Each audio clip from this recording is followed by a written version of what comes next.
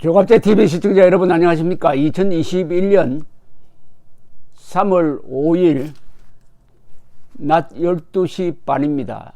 오늘은 윤석열 씨가 한 시민으로서 첫 걸음을 내딛는 날인데, 조선일보 오늘 배달된 신문의 제1면 머리 기사 제목이 정권 비판하며 정치 참여 첩발이라고 했습니다.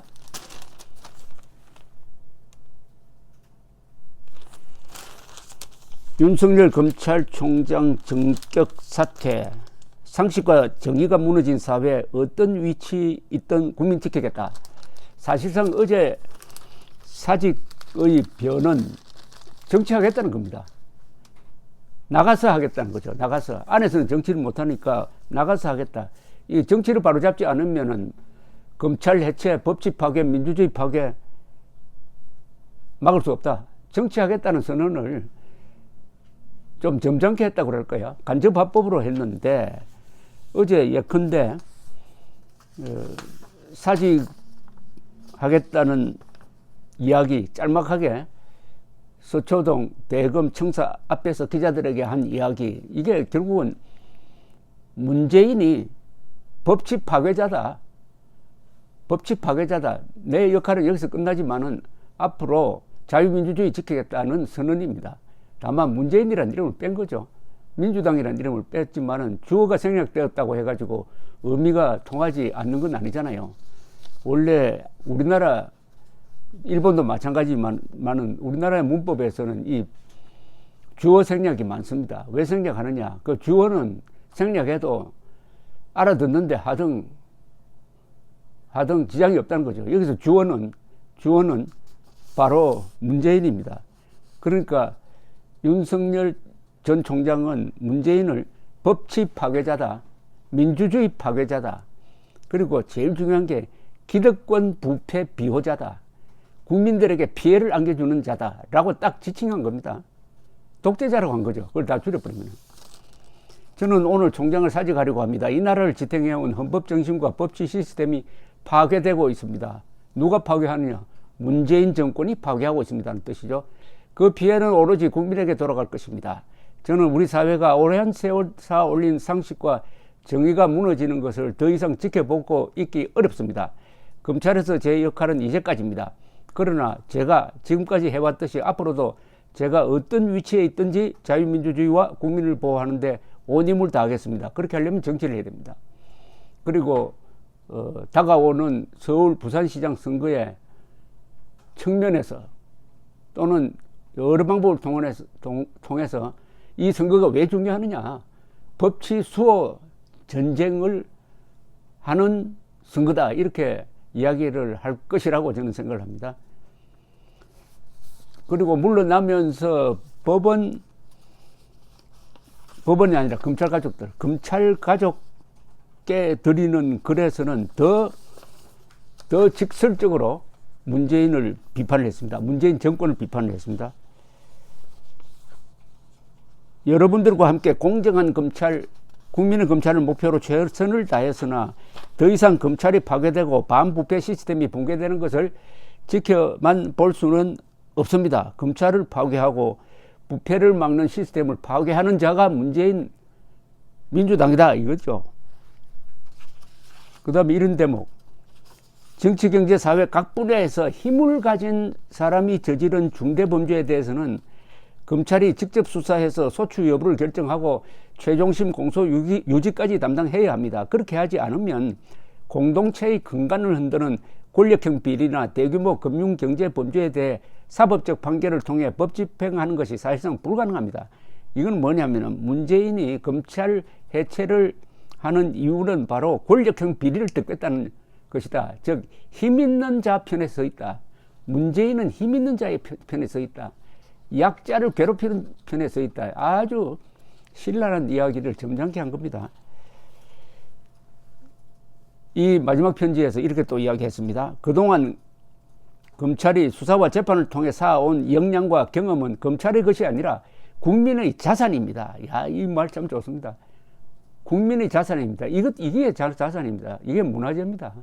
그 역량은 눈에 보이지 않습니다. 그러나 검찰 수사권이 완전히 박탈되고 검찰이 해체되면은 70여 년이나 축적되어 온 국민의 자산은 흔적도 없이 사라지고 특권층의 치외 법권 영역이 발생하여 결과적으로 국민들이 피해를 입게 됩니다.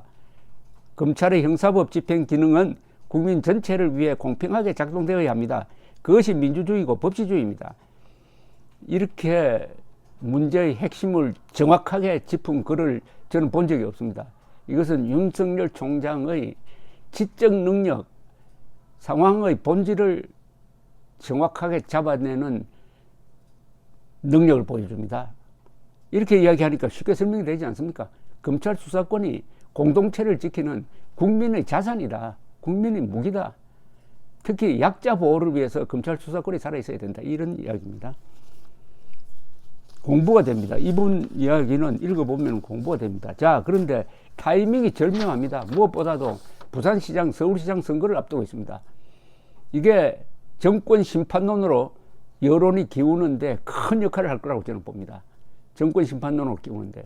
만약 부산시장, 서울시장 선거에서 이 민주당이 두 자리를 다 잃어버린다면은 그것은 레임덕은 물론이고 2022년 대선 판도를 완전히 뒤흔들게 될 것입니다. 그런 점에서 타이밍을 잘 잡았다.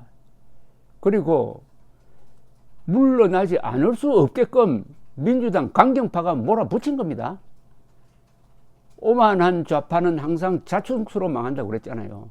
오만하게 밀어붙이다가 보니까 윤석열의 반격을 부른 거죠. 이건 참 고소하다 그럴까요? 뭐라고 그래야 됩니까 이게? 나가서 바로잡겠다는 거죠. 정치를 해서 바로잡겠다는 거죠. 윤석열 총장의 어제 이야기를 종합을 하면은, 그리고 정치를 할 수밖에 없는 상황이고 본인도 그런 권력 의지가 있다고 봅니다. 현직 대통령과 맞서는 사람이 권력 의지가 없으면 그렇게 되겠습니까?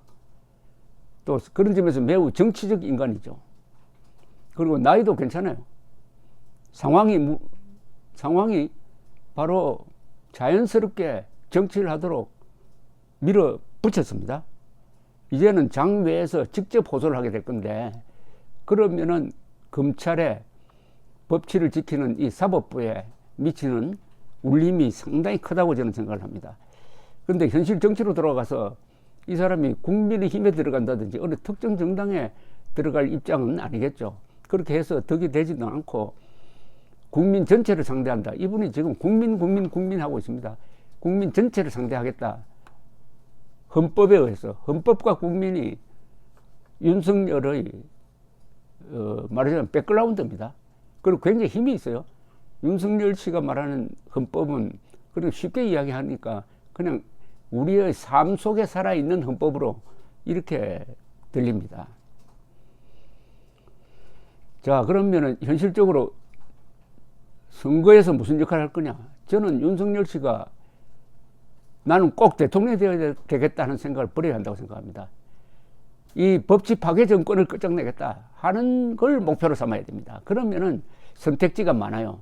내가 대통령이 되겠다고 하면은 그때부터는 이 선택지가 한두 개로 좁아집니다. 그렇게 하면 안 됩니다. 그리고 대통령 해봐야 문재인 아무리 잘해봐야 뭘 합니까? 문재인 같은 대통령에 대해서 뭐 하겠습니까? 5년이 말이죠. 그렇게 긴 것 아닙니다. 역사 속에서 그 5년이라는 게 긴 게 아닙니다. 임기를 마친 문재인이 얼마나 초라하게 보이겠습니까?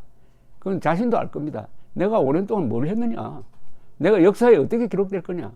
그렇게 본다면은 윤석열 씨는 대통령이 되겠다는 꿈을 버리라는 게 아닙니다. 그거 하나에 집착해서는 안 된다 이거죠. 더 넓게. 우리 역사 속에서 김유신이 있지 않습니까? 삼국 통일의 제1원우는 김유신으로 꼽히잖아요. 김유신 왕입니까? 왕 아니죠. 김유신은 오로지 삼국 통일이라는 거대한 꿈, 그 하나를 가지고 내왕을 모시면서